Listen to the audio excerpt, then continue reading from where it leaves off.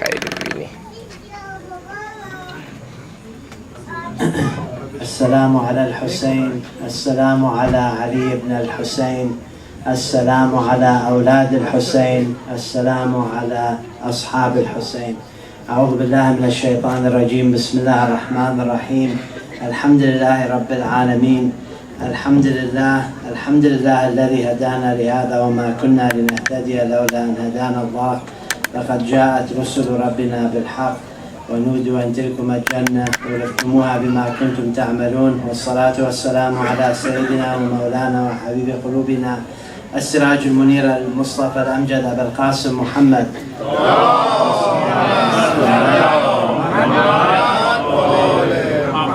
وعلى آل بيته الطيبين الطاهرين وعلى أصحابه الغر الميامين. يقول الله في المحكم: بسم الله الرحمن الرحيم. ويضع عنهم إصرهم والأغلال التي كانت عليهم. صدق الله العلي العظيم.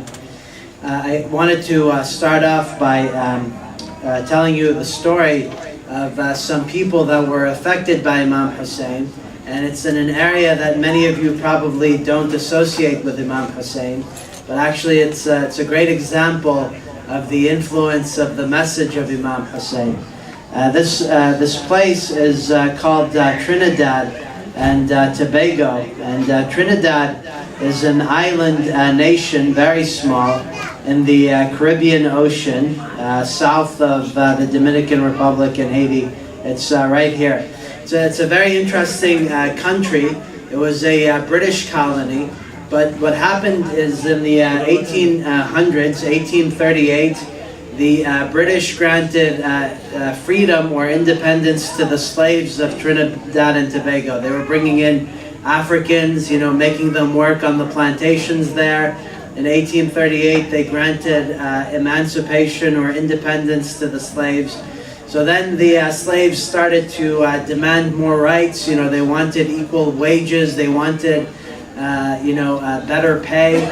And the British government didn't like that. So what they started to do is they brought over people from the Indian subcontinent to come as cheap labor. So they would cause some competition.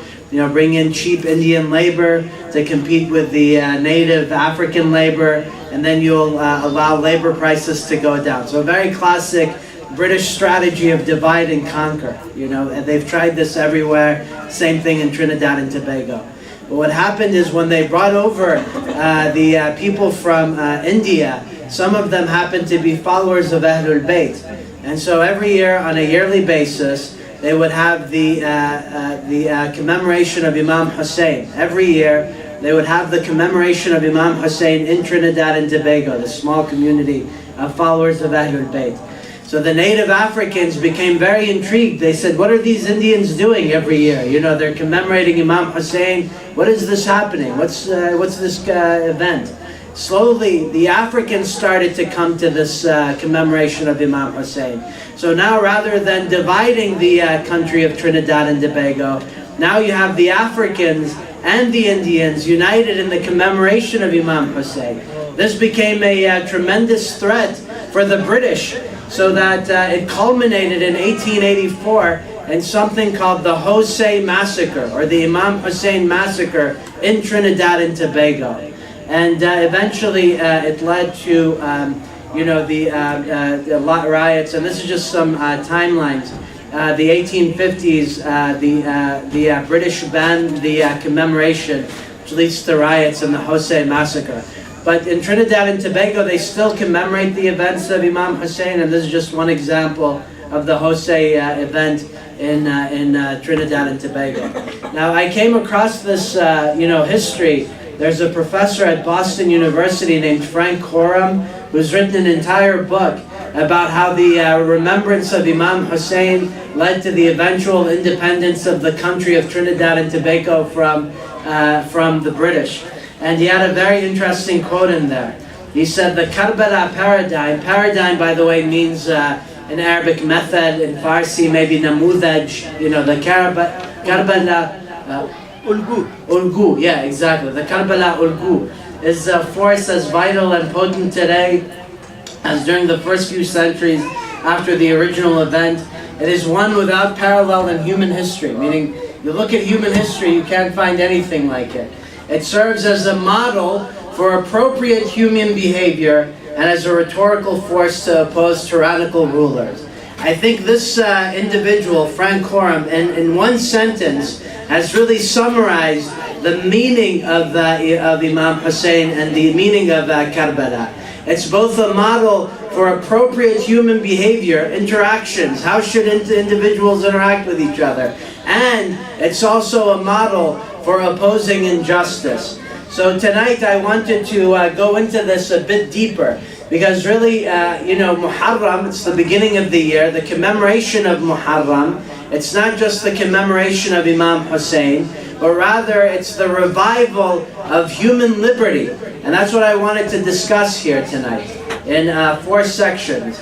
And I'm going to divide the talk into 4 parts. In the first part, I wanted to discuss the concept of liberty. What does liberty mean? Many people have many different definitions. What does the West say about liberty? And what does the Quran say about liberty? And how can we understand the definition of liberty? Second, liberty during the time of the Prophet. This ayah that I started off with in Surah Al-A'raf, Allah subhanahu wa ta'ala says, وَيَضَعُ عَنْهُمْ إِصْرَهُمْ وَالْأَغْلَالَ الَّتِي كَانَتْ عَلَيْهِمْ. And He removes from them the burden and the shackles that were upon them. Meaning the message of the Prophet was a message of liberty. It was a message of independence from these shackles and heavy burdens that were on the people. Then I wanted to talk about liberty after the Prophet, the death of liberty, and finally the Imam Hussein and the revival of liberty. And particularly I wanted to focus on one individual, Hur, whose name means liberty. Here's an individual who represents the ideal form of what human liberty represents and what we should be aiming for. So that'll be tonight's discussion. So the first question, what is liberty? Actually, the concept of liberty, it's very interesting. It's one of the oldest concepts that humans came up with in human civilization. So what you're seeing here, this is the Sumerians. The Sumerians in Iraq, they came up with the written language. Archaeologists have found that one of the first words that they came up with is this word, which means Amari, which can roughly be translated as liberty. So it seems that when humans could start articulating and communicating concepts, one of the first words that they communicated is this concept of liberty. And you'll notice that every society across the world always erects or builds monuments to liberty. In New York Harbor, what's the famous statue? The Statue of Liberty. In Iran, what do you call this?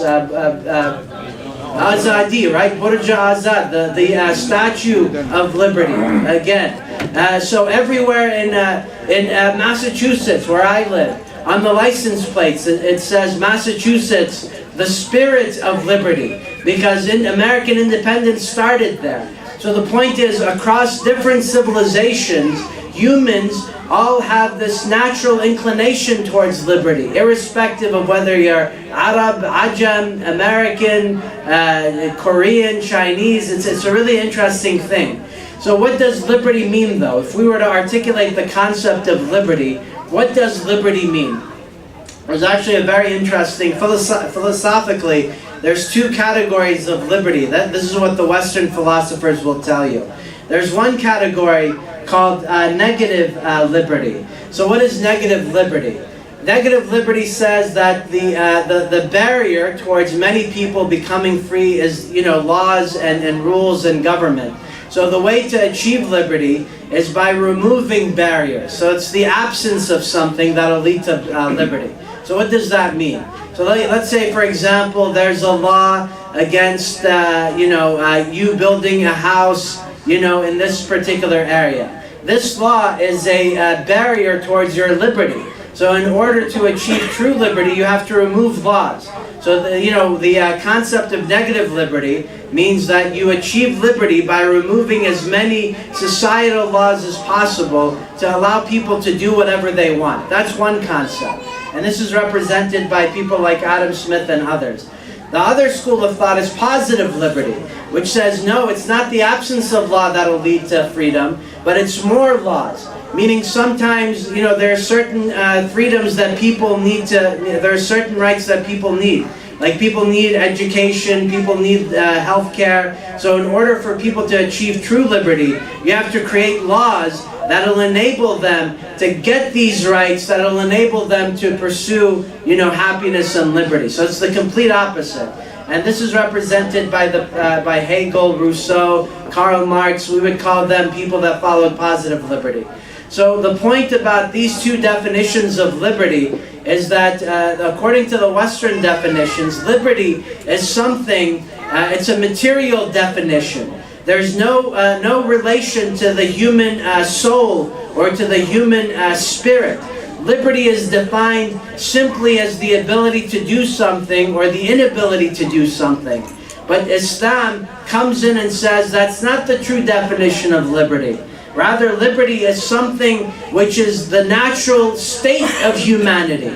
You don't need laws to grant you liberty. You don't need a constitution or a declaration of independence or some laws created by humanity to grant you liberty. Rather, humans were created on a foundation of liberty.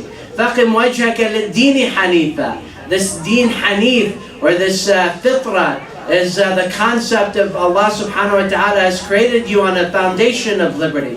فِطْرَةَ اللَّهِ الَّتِي فَطَرَ النَّاسَ عَلَيْهَا. What is the fitra of Allah? It's this concept that your soul, your nafs, kullu nafsin, it's this concept that every soul was created by Allah subhanahu wa ta'ala, and ultimately Allah subhanahu wa ta'ala is the master of humanity. It's not governments, it's not institutions, it's not your work, it's not society, but Allah is the ultimate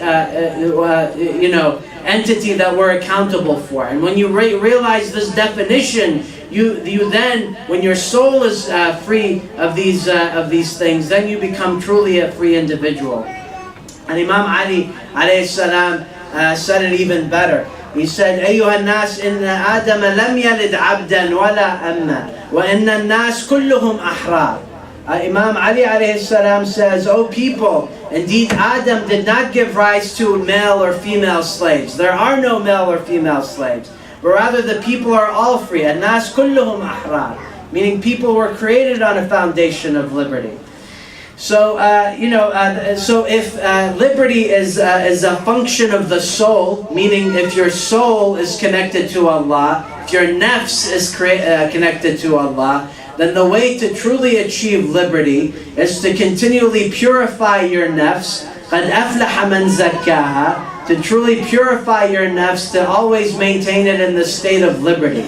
And the Prophet in Surah Al-Jum'ah, Allah subhanahu wa ta'ala gives us 4 steps to achieve liberty on a practical level with respect to our nafs. Allah subhanahu wa ta'ala says, وَالَّذِي بَعْثَ فِي الْأُمِّيِّينَ رَسُولًا مِّنْهُمْ يَتْلُو عَلَيْهِمْ آيَاتِهِ وَيُزَكِّيهِمْ وَيُعَلِّمُهُمُ الْكِتَابَ وَالْحِكْمَةَ وَإِنْ كَانُوا مِنْ قَبْلُ لَفِي ضَلَالٍ مُبِينٍ.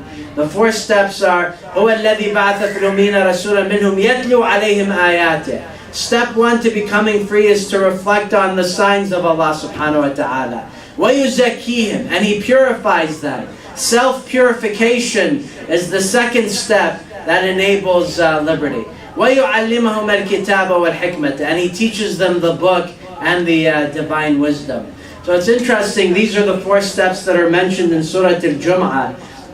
One of the great symbols of liberty in America is Martin Luther King Jr. Many of you know him. During January, they give federal offices off on his birthday. If you look at Martin Luther King Jr., many people just know him for this speech, the I Have a Dream speech. But actually, if you look at his writings, he was actually a very spiritual individual. And he writes this in his letter from a Birmingham jail. He says, in any movement, there are 4 basic steps: collection of the facts to determine whether injustice exists, negotiation, self-purification, and then direct action. So he touches on this point that in order to truly be free, first you have to focus on your nafs, self-purification. And unless you achieve that step, you'll never be truly free. And I want you to remember this point, because the individual that we'll be talking about later, al-hur, The way that he achieved his freedom was by purifying himself of this hatred that the enemies planted onto him. But we'll get back to that later on. So the point is that within the concept of Islam, unlike the Western definitions of liberty, Islam doesn't view liberty as something that's granted by a government. You don't need the government to give you a law to tell you that you're free. You don't need an institution to tell you that you're free. Rather, you're created in a free state. And in order to maintain that freedom, you have to continually work on your nafs to keep it in that state of freedom, because it's not something that automatically maintains. You have to actively be vigilant against institutions that try to conscript you and make you slaves. And nas kulluhum ahrar, as Imam Ali alayhi salam tells us. Now, how did the freedom? How was the freedom maintained during the time of the Prophet? The Prophet ﷺ, during the time of the Prophet, he created a society that enabled individuals to achieve freedom without any external forces preventing them from doing it. And probably the best example of this is when the Prophet created the new society in Medina. One of the first things that he did is he created a document called Mithaq al-Medina, or the Charter of Medina, where he granted rights to both the Muslims and the non-Muslims.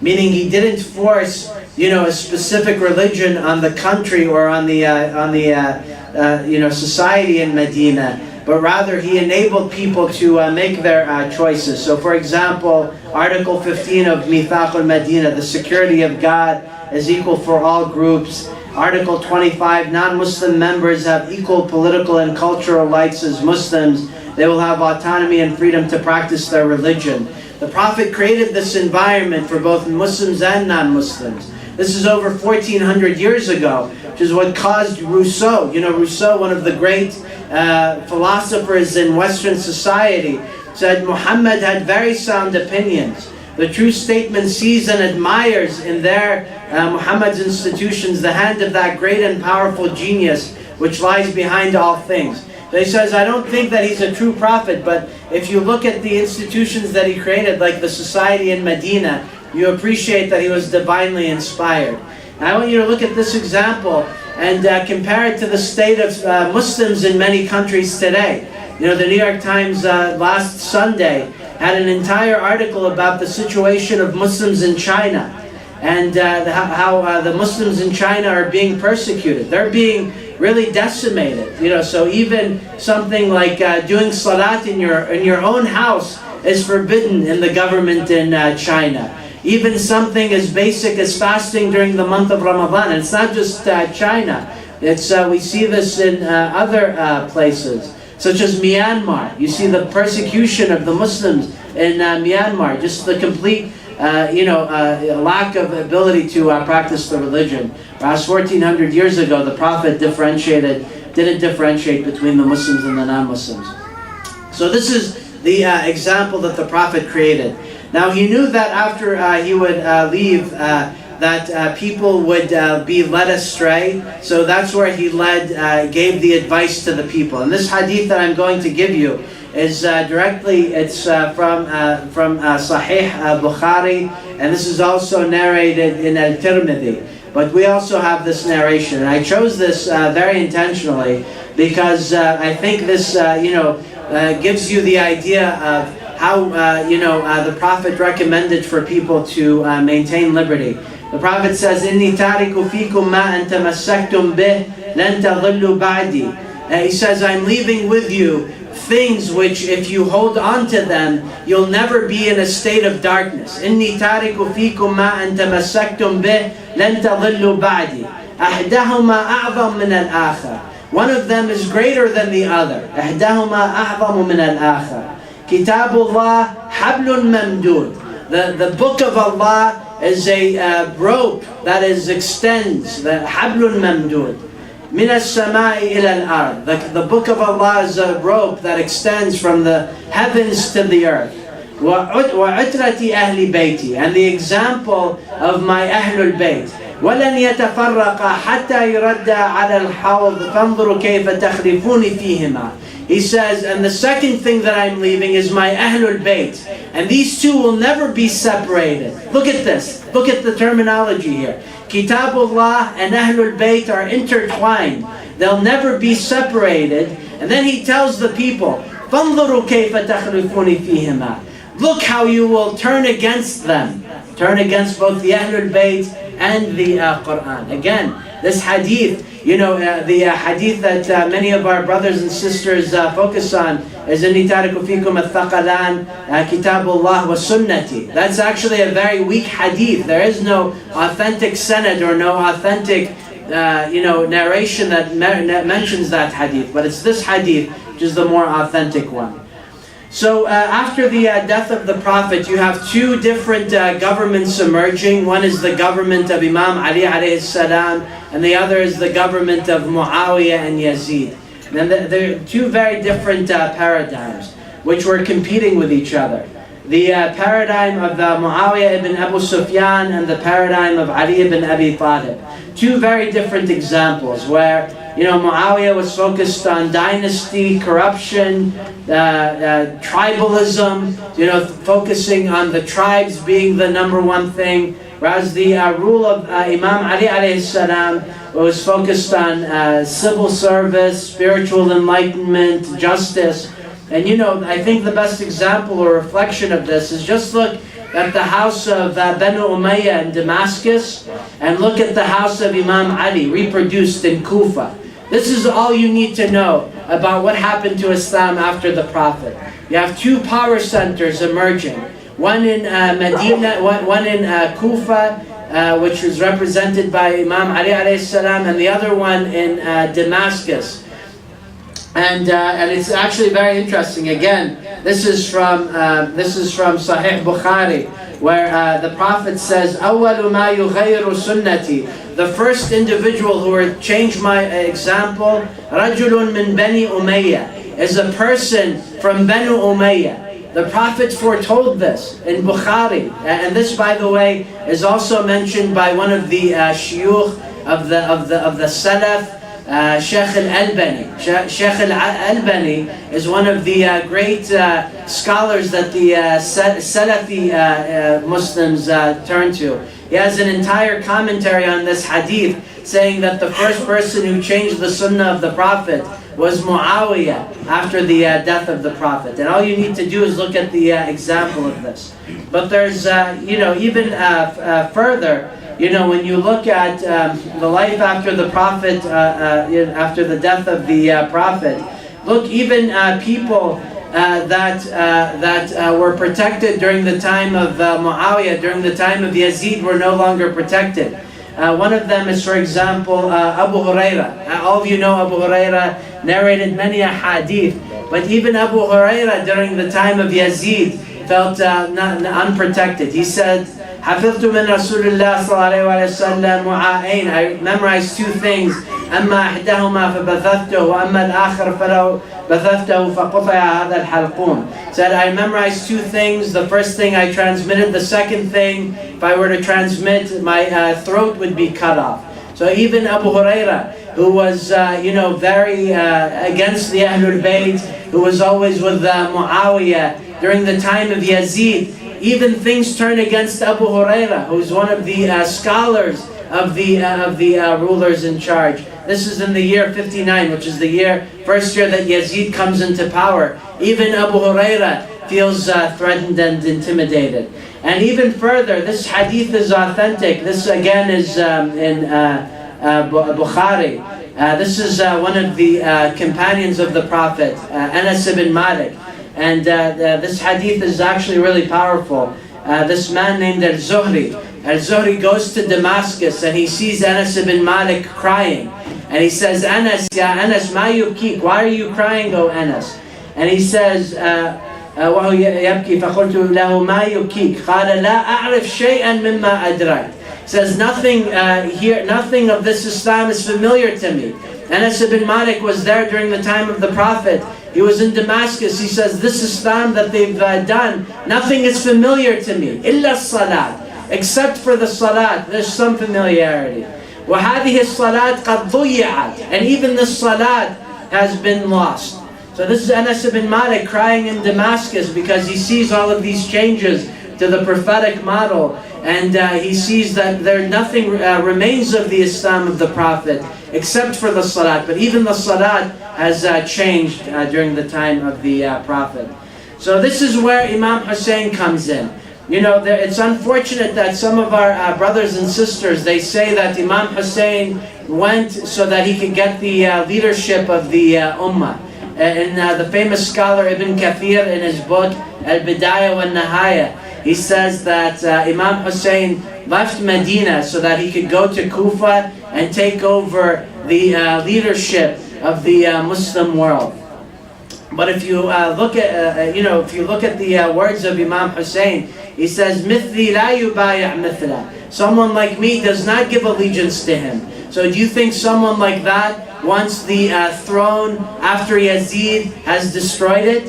Do you think Imam Hussein is worthy of this throne or this kursi, this chair that has been destroyed and just completely polluted by the likes of Yazid and Muawiyah? This is completely nonsense. Rather, Imam Hussein was acting on this hadith where he says, إذا رأيت أمتي تهاب أن تقول للظالم يا ظالم فقد تودع منهم.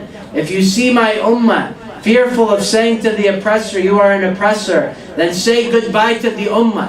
If the people don't speak to the zalim, then that's the example of when the ummah is completely lost. And you look at the situation in the Muslim world today.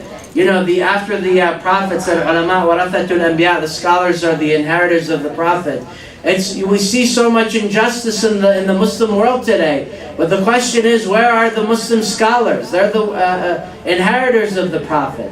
You see, for example, in Yemen, which according to Human Rights Watch and Amnesty International, they call the greatest tragedy in modern times. One of the reports that I read the other day said that it's a crisis of biblical proportions. You know what that means? It means that nothing like this has been seen in a long time. Where are the scholars of the Muslim world? And not just in the Muslim world, but what about in America? You know, many of these institutions, not a single one of them has spoken out against the crimes in Yemen.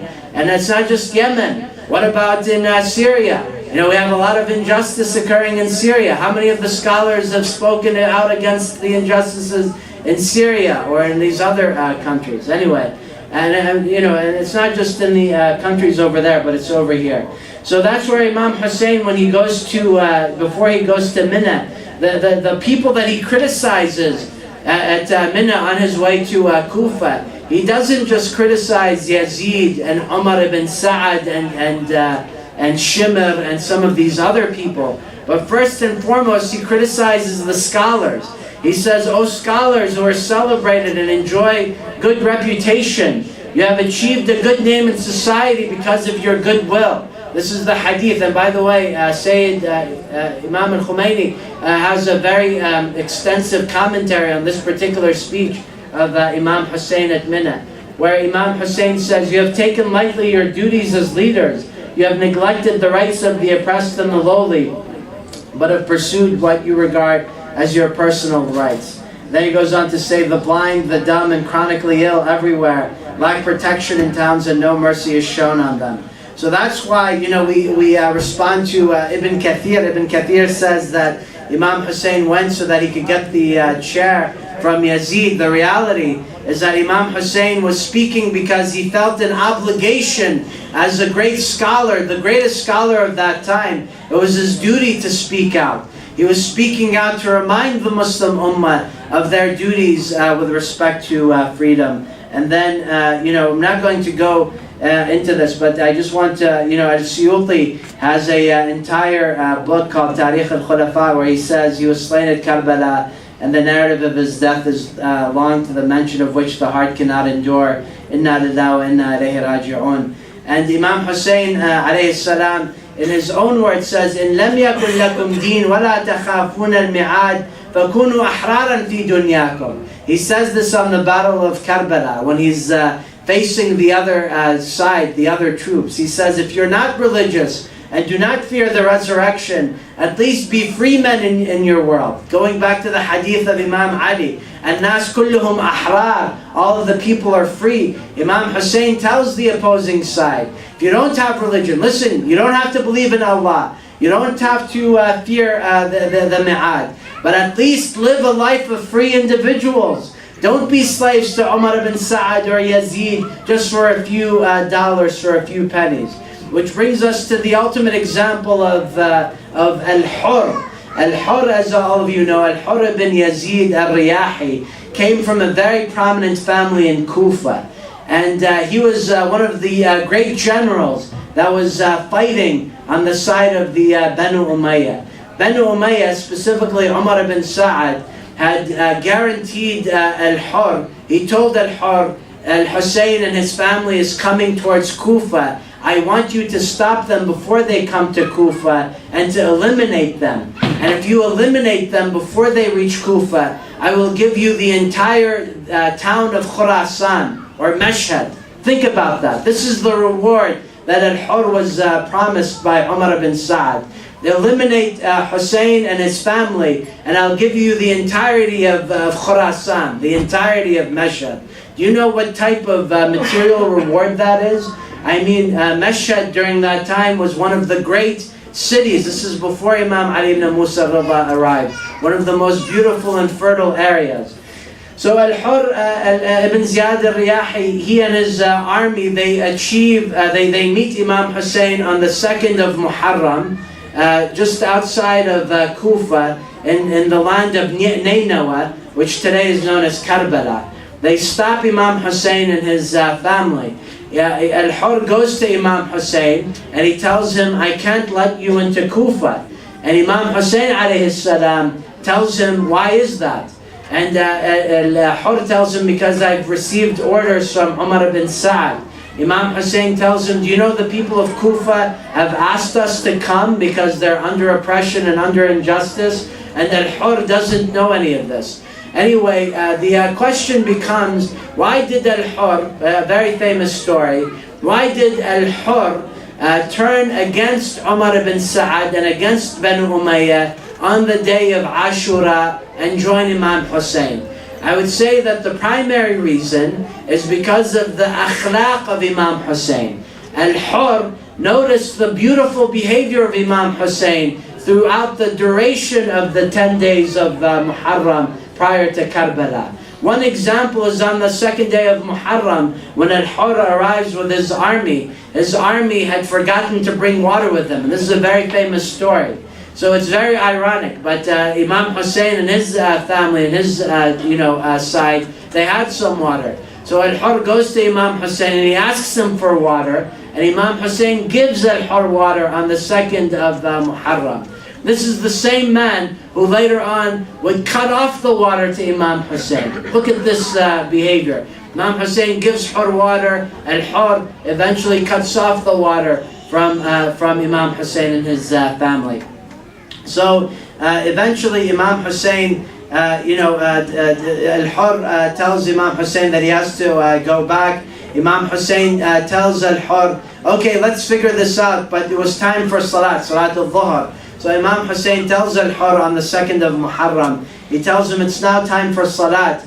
Please lead us in Salat. This is Imam Hussein, the son of Fatima al-Zahra and Imam Ali, telling Al-Hur, please lead us in Salat.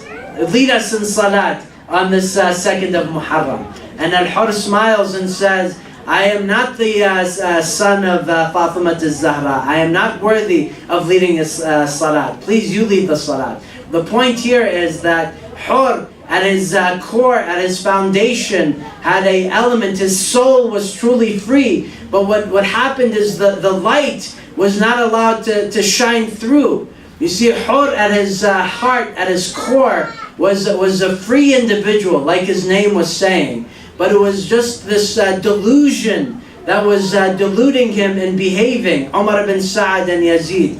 And this is really an example for all of us. You know, many times we have people that come to the masjid and they get turned away because they come to the masjid and they get judged. What do I mean by that? They come to the masjid and maybe they're not wearing the proper clothing. Maybe the sisters, they're not wearing the full hijab. And the people in the masjid, rather than welcoming them, as Imam Hussein welcomed Hur with open arms, like Imam Hussein told Hur, please lead us in salat. Many people in the masjid, they judge the people. They say, what a bad Muslim, look at their hijab, or what a bad individual, look at what they're wearing, or look at how they're behaving. See, this type of behavior turns people away from Islam. But it's the type of behavior of Imam Hussein that was the foundation that eventually would lead Hur to come to Islam. When people ask, why did Hur eventually turn to the side of Imam Hussein?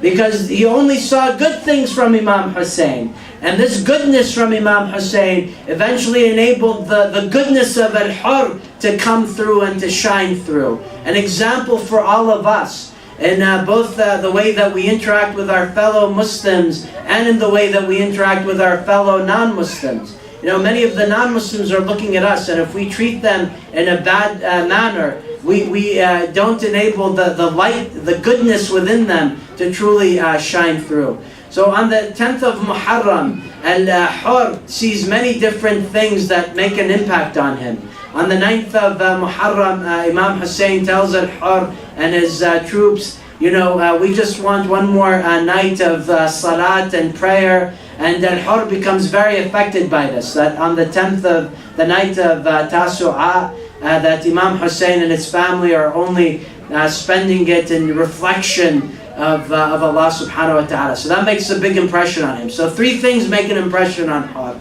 The first thing is the way that he was treated on the 2nd of Muharram by Imam Hussein, given water. The second thing is he notices just the pureness and the spirituality of Imam Hussein and his family. The 9th of Muharram, they want to spend it in the commemoration of Allah subhanahu wa ta'ala. And the third thing that really impacts him is on the 10th of Muharram, very hot day, Umar ibn Sa'd, the general on the side of the Umayyads, he says, it's a very hot day, bring some water for our horses because their feet are feeling very hot. So notice this, on the 10th of Muharram, Umar ibn Sa'd wants water for his horses because his horses' feet are feeling very hot and they're overheating. Umar ibn Sa'd is saying this, and Al-Hur sees what Umar ibn Sa'd says on one side, and on the other side he hears Zainab and the children saying Al-Atash, Al-Atash, thirst, water. This touches his soul. This touches Hur's soul that he's seeing on his side. They're spending the water to give to the feet of the horses, whereas on the other side, Zainab and the children are crying. So eventually Al-Hur becomes so impacted by this. He keeps saying to himself, أُخَيِّرُ نَفْسِي بَيْنَ الْجَنَّةِ وَالنَّارِ. I have a decision to make between the heaven and between the hellfire. أُخَيِّرُ نَفْسِي بَيْنَ الْجَنَّةِ وَالنَّارِ. He keeps saying to himself, I choose between the hellfire and the heaven. This is really a great example for all of us. All of us on a daily basis make sins. All of us in here, none of us is ma'soom. But the point is that even for whatever mistake you've made, maybe you've lied, maybe you've cheated, maybe you've stolen, maybe you've treated some people badly, maybe you've committed adultery, maybe abortion, whatever it is, whatever your sin was, nothing is as great as the sin that Al-Hur committed against Imam Hussein. Al-Hur cut off the water from Imam Hussein and the entire family. And despite this, he still went to Imam Hussein on the 10th of Muharram with his head down. And he goes to the camp of Imam Hussein and he asks Imam Hussein, do you forgive me? Now Imam Hussein, he could have said no. He could have said, go away, you've cut off my family from water. But what does Imam Hussein say to Al-Hur? He says, you are forgiven. Come, welcome. This is the beauty of Imam Hussein. Point is, how many of us forgive our brothers and sisters? I know there's many issues within our own families. We have brothers and sisters that we don't forgive because they haven't done something that we like. Al-Hur committed probably one of the greatest crimes in the history of humanity, and he was forgiven by Imam Hussein. He says, أُخَيِّرُ نَفْسِي بَيْنَ الْجَنَّةِ وَالنَّارِ. The point is that al-hur represents the true ideal of freedom. This concept of freedom, ultimately freedom is not something that's granted by a government, but what hur reminds us of is freedom is something that's within us. When we allow ourselves to undergo spiritual purification, when we allow ourselves to make the decision that Allah subhanahu wa ta'ala has created us on based on the foundation of fitrah, Allah subhanahu wa ta'ala will enable us to achieve ultimate freedom. So on the battlefield of Karbala, when al-hur was knocked down and was killed by the opposing side, Imam Hussein takes him off of the battlefield and he says, today you are truly, as your mother has named you, you are truly hur, you are truly free on this day that you've committed this sacrifice. We ask Allah subhanahu wa ta'ala to enable us to become like hur and to enable us to achieve freedom. Because as there is a famous saying from Kierkegaard, a famous philosopher, says the tyrant dies and his rule is over. The martyr dies and his rule begins. How many of us remember the tyrants like Yazid and Muawiyah and Harun al-Rashid and all of these others? None of us remember. But we remember hur because he made a decision on the 10th of Muharram. 10 steps between Jannah and Nar. 10 steps. He could have chosen Jahannam, but he ultimately chose to make the purification of his soul and go to the side of Imam Hussein. The point is that there's hope for all of us. None of your sins is great enough that Allah subhanahu wa ta'ala will not forgive you.